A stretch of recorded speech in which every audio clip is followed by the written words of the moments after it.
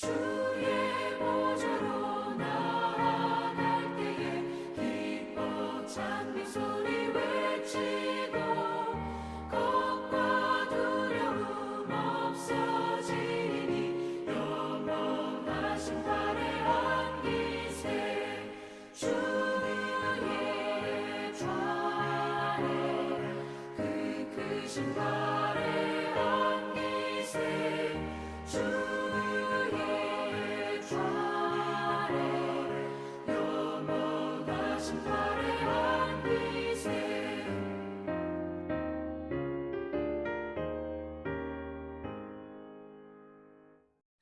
하나의 말씀 시편 31편 19절에서 24절입니다. 구약 824페이지 시편 31편 19절에서 24절입니다. 제가 읽겠습니다. 주를 두려워하는 자를 위하여 쌓아두신 은혜 곧 주께 패하는 자를 위하여 인생 앞에 베푸신 은혜가 어찌 그리 큰지요. 주께서 그들을 주의 은밀한 곳에 숨기사 사람의 꾀에서 벗어나게 하시고 비밀이 장막에 감추사 말 다투면서 면하게 하시리다. 여호와를 찬송할지어다. 견고한 성에서 그의 놀라운 사랑을 내게 보이셨음이로다. 내가 놀라서 말하기를 주의 목전에서 끊어졌다 하였사오나 내가 주께 부르짖을 때에 주께서 나의 간구하는 소리를 들으셨나이다. 너희 모든 성도들아 여호와를 사랑하라. 여호와께서 진실한 자를 보호하시고 교만하게 행하는 자에게 엄중히 갚으시느니라. 여호와를 바라는 너희들아 강하고 담대하라. 아멘. 반갑습니다. 날씨가 무척 더워졌습니다.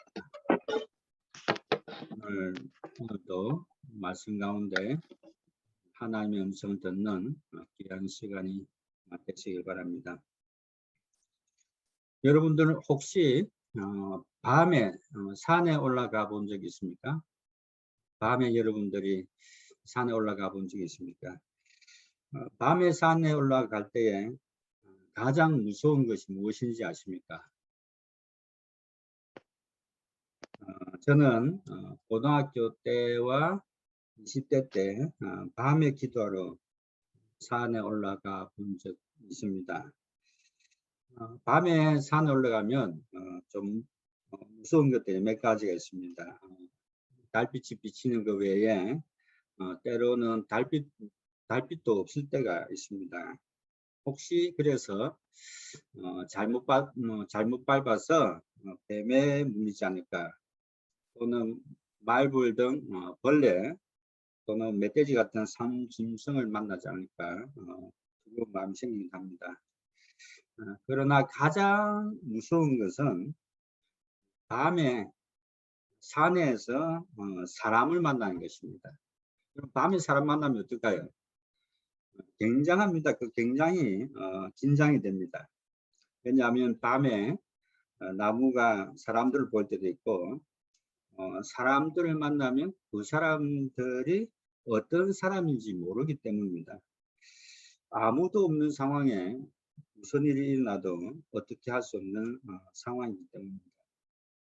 제가 고등학교 3학년 때 1978년도죠. 부산 근처의 산에서 중고등부 수련회를 가진 적이 있습니다. 그 당시에는 특별하게 좋은 어떤 건물이 있는 것이 아니라 그냥 그 산에 오직 오두막집 하나 있는 그곳에 가서 수련을 했는데, 특히 그 지역은 물리면 1시간 안에 죽는 살모사, 실점사들이 많이 있었습니다. 그 흐름한 오두막에서 모여서 수련했는데 몇 마리의 뱀을 발견했지만 다행히 물리진 않았습니다. 또한 직장에 다니시는 여선생님이 계시는데 직장에 다니다 보니까 혼자 밤에 그 깊은 산에 올라오셨습니다. 무섭지 않느냐라는 질문에 무서운 것은 없는데 사람을 만나는 것이 가장 무섭다라고 말했습니다.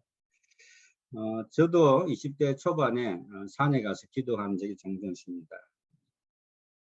다른 사람들과 함께 밤에 산에 올라가면 종종 하얀 소복을 입은 여인들을 만나기도 합니다. 사실 이러한 사람들 보면 밤중에 굉장히 섬찟하기도 합니다. 오늘 우리가 읽은 시편 31편에도 악한 자들을 만나서 절망과 고통과 절망을 겪고 무서움에 빠진, 두려움에 빠진 시편 기자를 볼 수가 있습니다.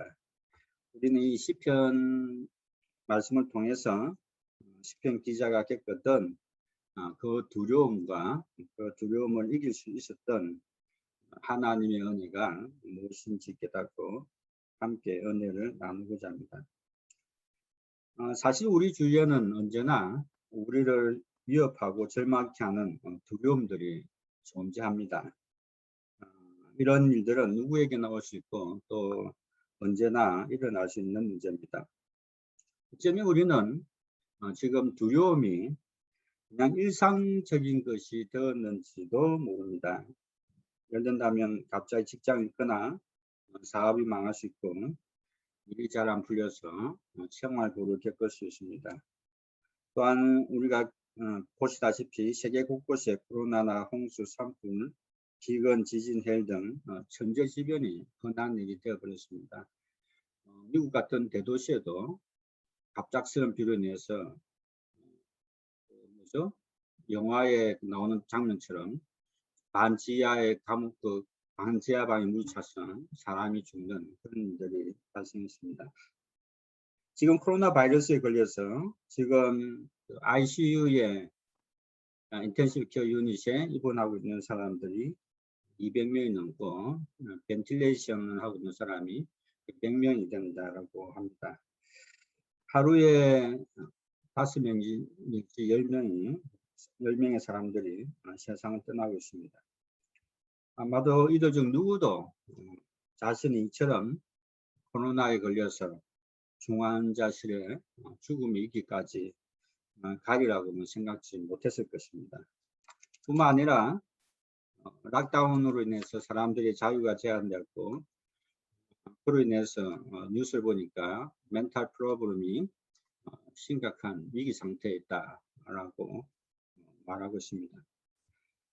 또한 코로나로 인해서 지금 베트남 같은 그런 가난한 나라에서는 백신을 맞을 수 있는 기회가 거의 없습니다. 뿐만 아니라 국가 보조금도 미미해서 코로나 걸리는 숫자는 10,000명 이상이 되고 락다운 때문에 겨우 한 달을 버틸 수 있는 가정이 40% 이상이 된다라고 이야기합니다. 생활비 한 달만 지나면 먹을 것이 없는 그런 상황이라고 합니다. 세상에는 이처럼 수많은 두려움도 있습니다. 뿐만 아니라 세상에는 악한 사람들로 인해서 고통과 두려움을 듣는 일들이 너무 많이 있습니다.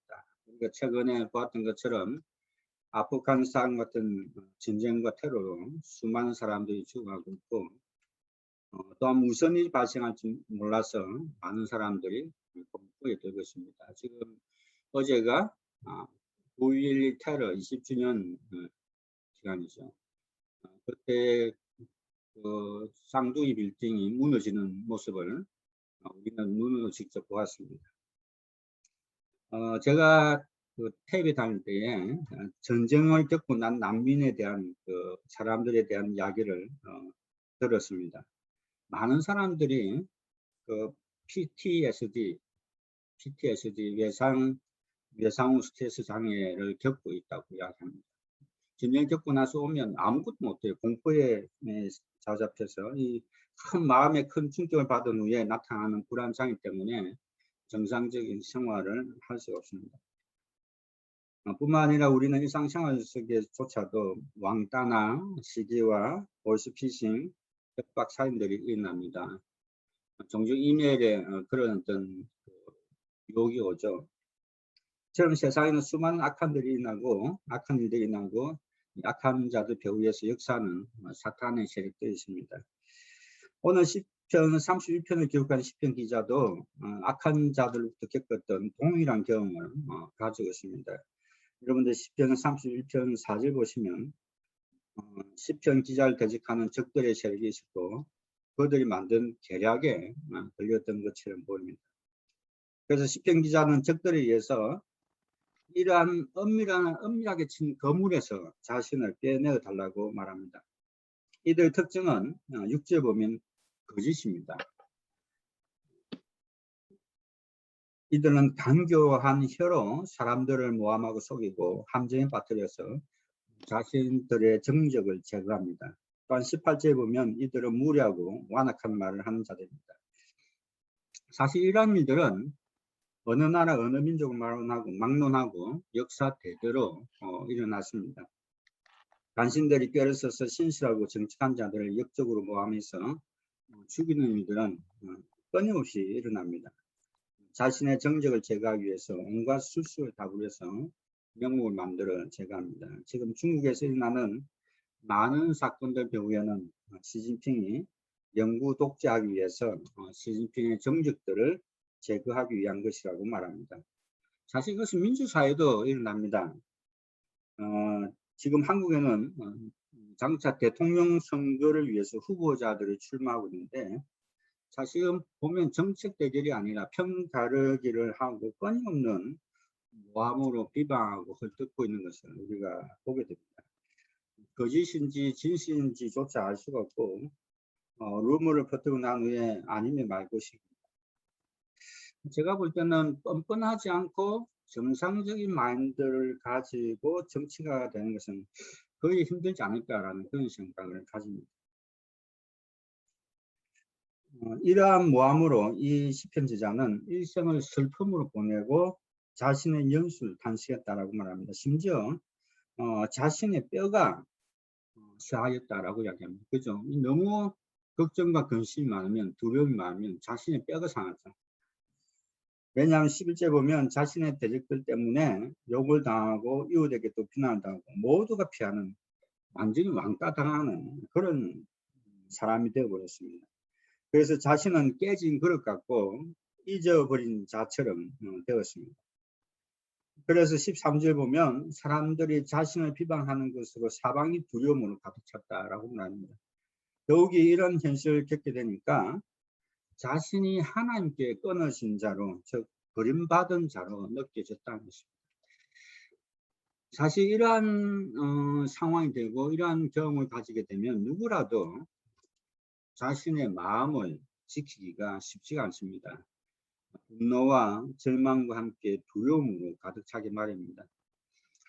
더 큰 문제는 이러한 일들로 절망과 두려움이 가득 차서 마음이 무너지는 것을 보지 못하거나 그대로 내버려 두는 것입니다.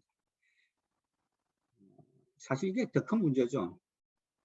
외부에서 어떤 일들이 나더라도 자신의 마음을 지킬 수 있으면 괜찮은데 그러한 것들 때문에 절망과 두려움이 가득 차서 마음이 무너지는데 그 마음이 무너지는 것조차도 사람들이 깨닫지 못하고 그대로 내버려둔다는 거죠.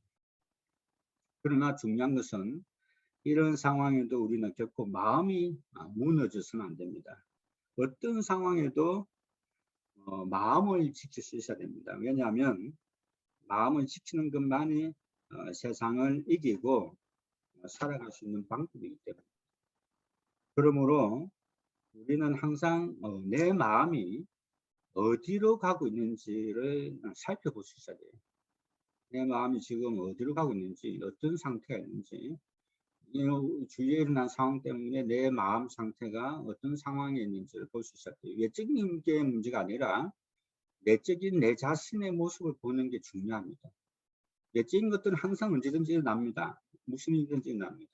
그 일 때문에 내 마음이 계속해서 무너져 가고 있고 내 마음이 변질되어 가고 있고 내 마음이 이상이 생기고 있다면 이것은 심각한 문제가 되죠.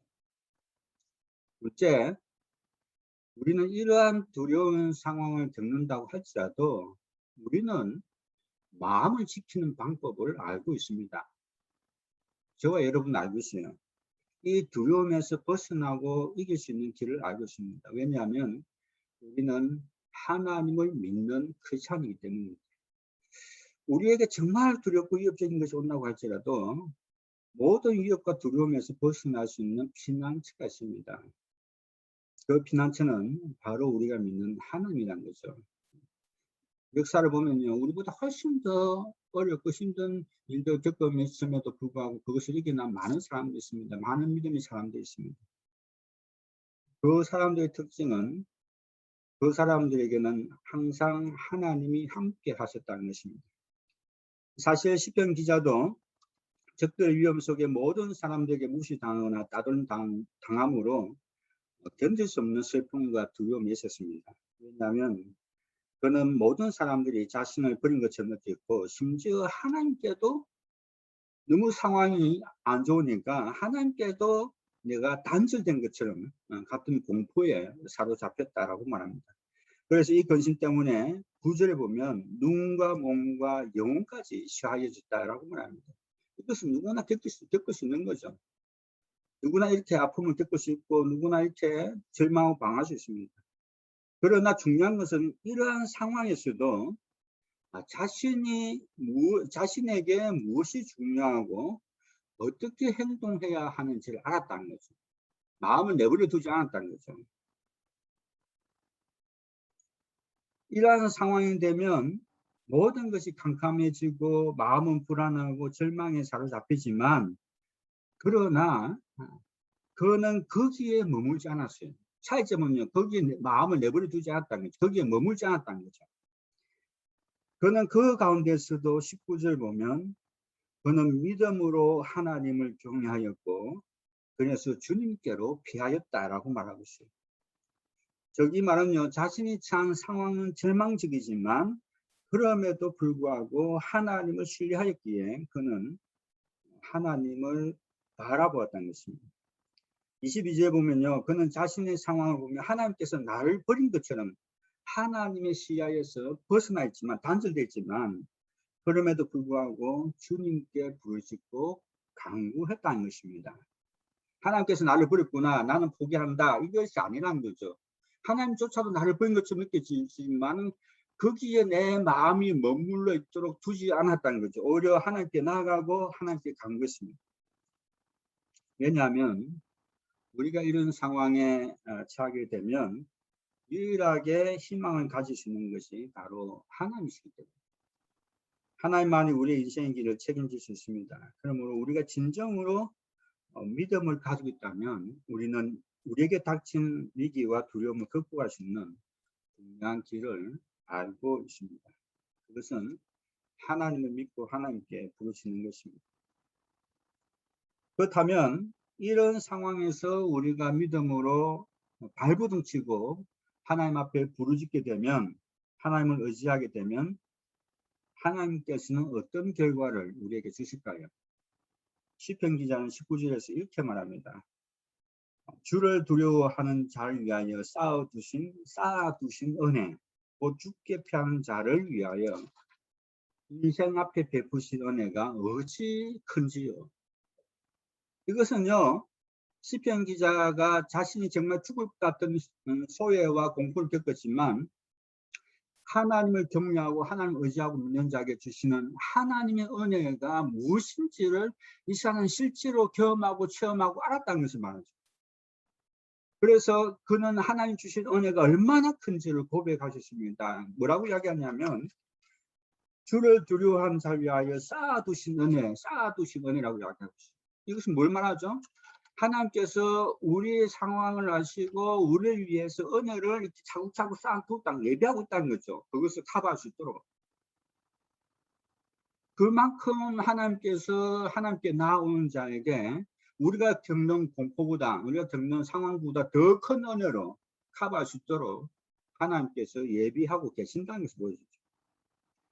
그래서 하나님을 경외하는 자들에게, 하나님을 믿고 따르는 자에게, 하나님께 부르짖는 자들에게 하나님은 이것들을 주시는 것입니다.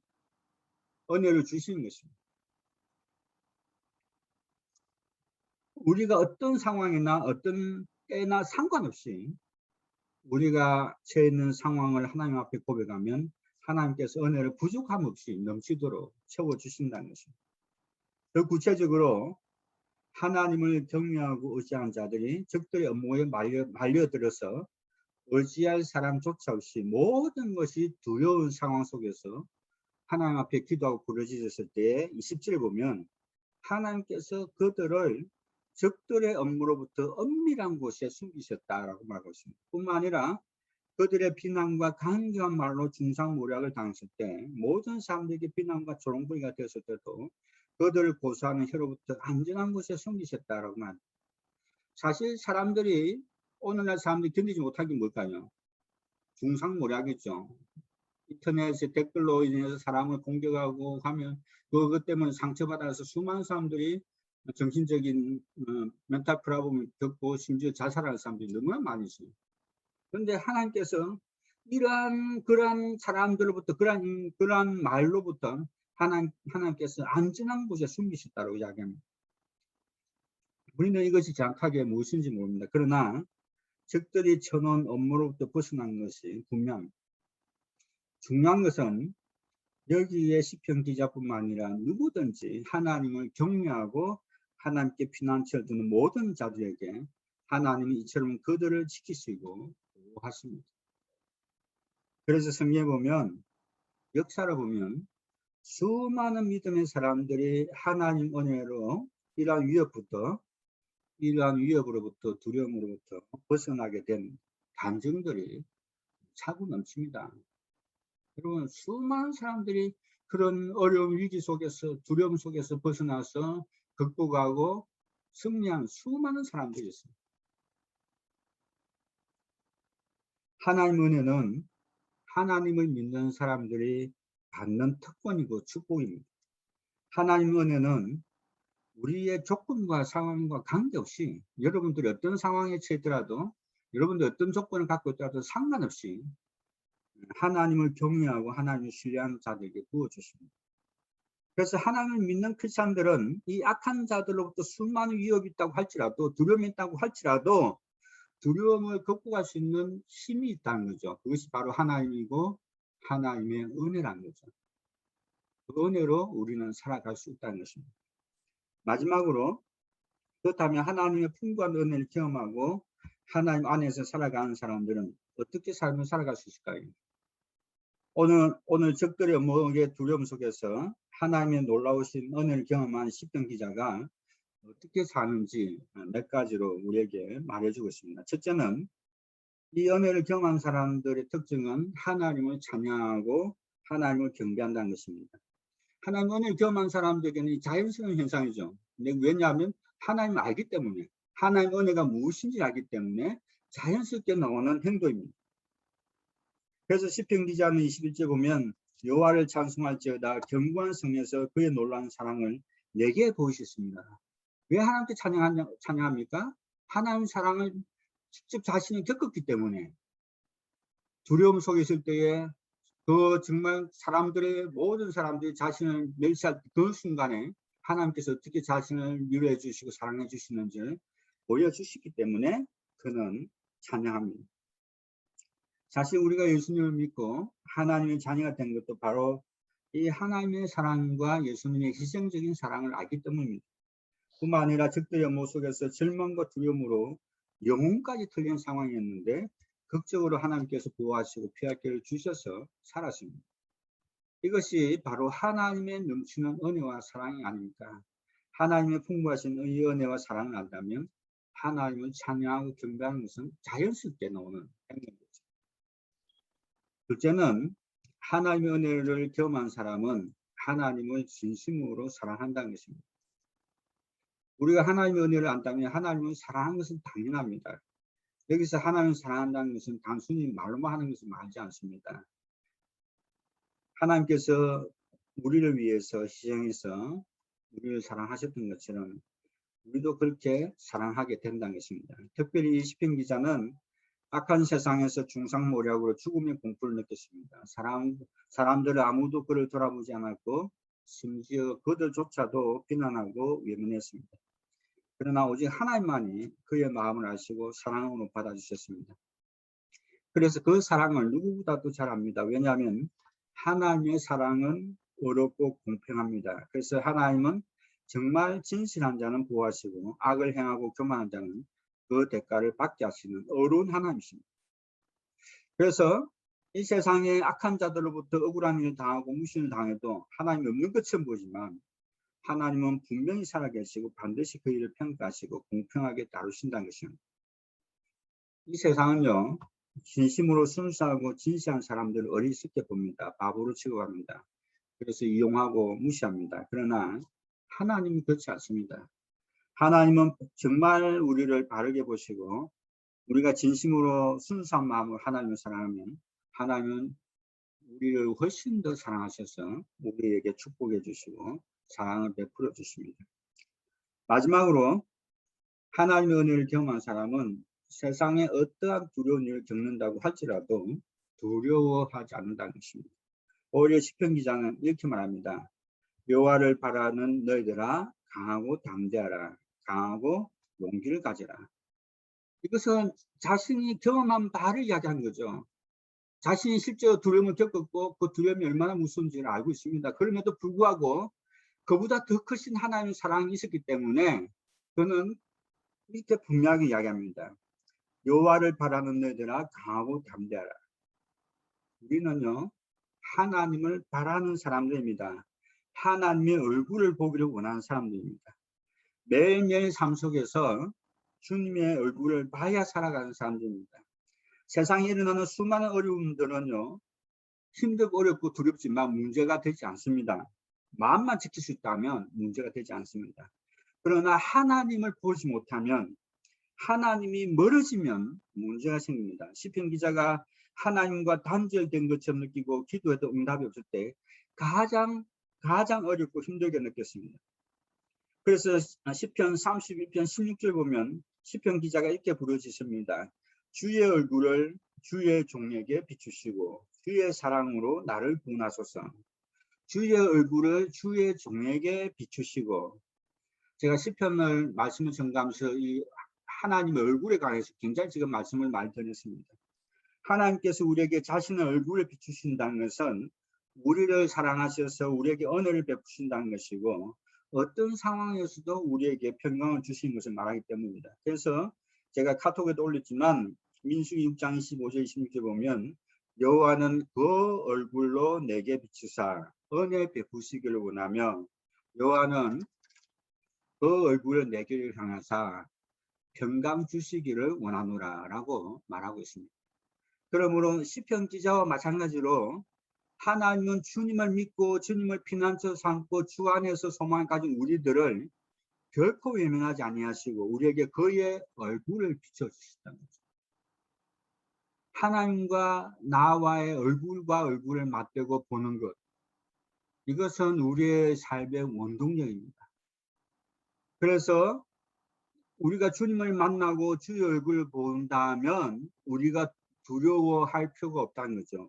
왜냐하면 이 세상에 어떤 유혹과 어떤 악한 자들이 업무를 꾸민다고 할지라도 하나님께서 우리에게 은혜를 주시고 또 하나님께서 우리 안에 평안을 주시기 때문에 우리는 두려워할 필요가 없다는 것입니다.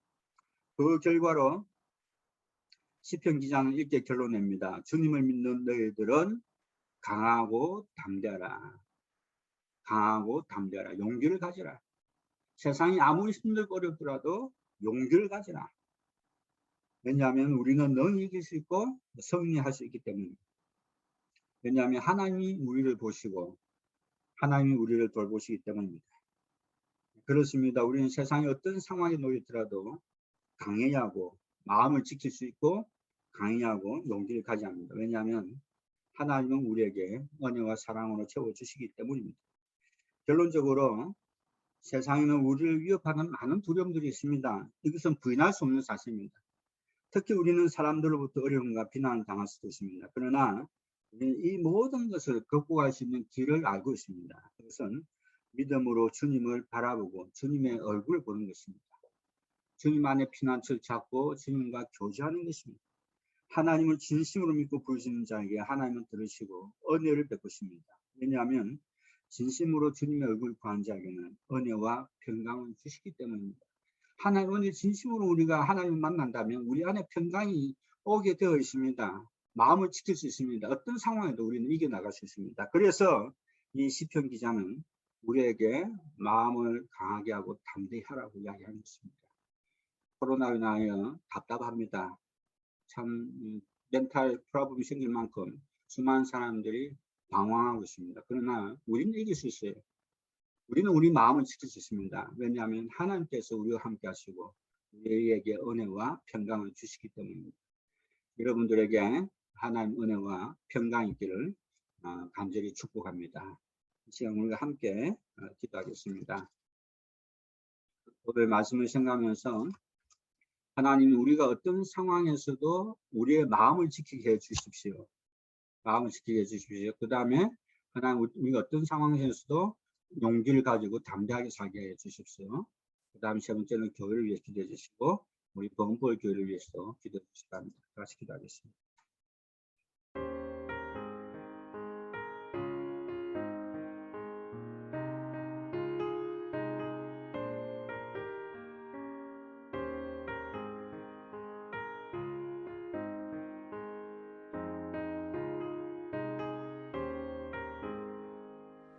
나의 생명 되신 주님 앞에 나아갑니다. 주의 흘린 보혈로 정케 하사 받아주소서. 날마다 주를 찬송하겠네. 주의 사랑 줄로서 나를 굳게 잡아매소서. 괴로운 세상 지낼 때 나를 인도하여 주소서. 주를 믿고 나가면 나의 길을 잃지 않겠네. 날마다 주를 찬송하겠네. 주의 사랑 줄로서 나를 굳게 잡아매소서.